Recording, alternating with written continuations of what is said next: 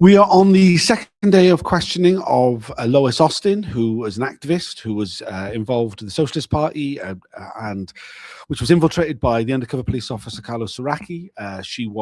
Today's questioning has been exclusively about the May Day 2001 and the kettling by the police on that day, which resulted in a civil action that she took against the Metropolitan Police. I'm joined by Donald O'Driscoll from the Undercover Research Group. It's been a very specific set of questions this morning, quite frustrating, I've found. How do you feel about what we've heard? Well, to me, this is one of my pet subjects. So you got the geek here.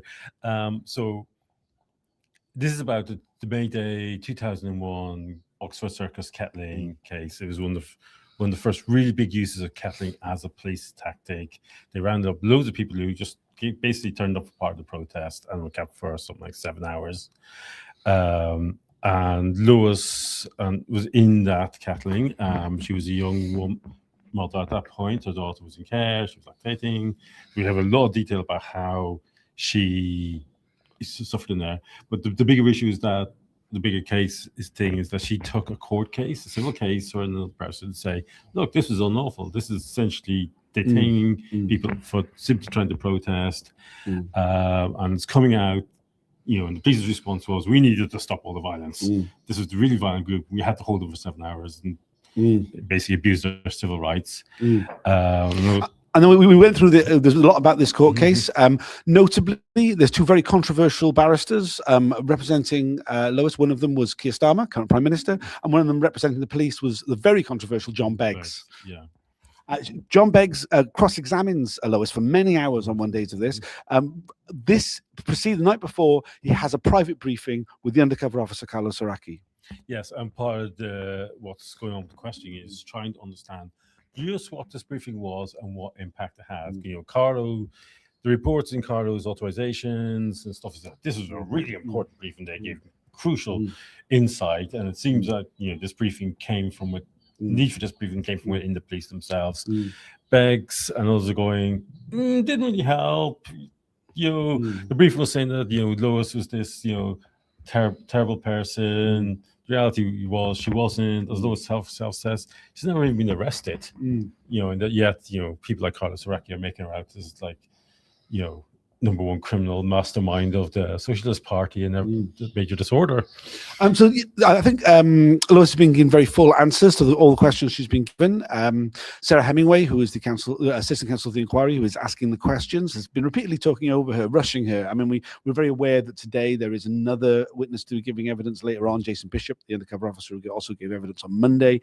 But it is quite frustrating how she's being rushed along through this process. Yeah, and it's clear the inquiry are just trying to get the note to a small point, and in trying to do that, they are missing the bigger picture. And Lois is very keen to make the point. It's like this event wasn't just a simple court case; it was a really important court case. Thousands of people were kettled. Her cross-examination was very, very harsh. And the wider context is the attack on democracy, the attack on human rights, the right to protest, the right to free assembly. And so she's trying to get that across. So you got this clash of we want to talk about the negative, the impact of the policing, but they just want to just reduce it down to the nicety of a court case. But it's way more than that. It is way more than that. Sarah Hemingway has said to Lois Austin that we're not going to relitigate this particular event. Yet at the same time, she spent a huge amount of time asking questions about something which John Beggs highlighted, which was that he believed that many of the witnesses were going to commit perjury by denying their membership of the Socialist Party. And we had quite a bit of time spent on that, about how many members of the witnesses were going to be members of the Socialist Party or not. I found that was a really strange derivation by the inquiry. Yeah, basically the police and the police lawyers have trotted out a set of lines, and the inquiry is basically taking it too much. And Lois is knocking this back and saying, look, okay, well, they were open about it. They put the message out on the Socialist Party list. This wasn't an issue. And in the end, there wasn't that many people from the Socialist Party, and they knew that. And Carla would have known this. It was like, so they're caught in the bind that either did Carla provide a lot of useful intelligence, in which case the lawyers are lying, or did Carla not provide any intelligence at all, in which case his managers are lying.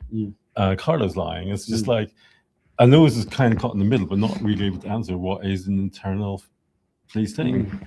Which what she can speak to is just how much she was talked to about.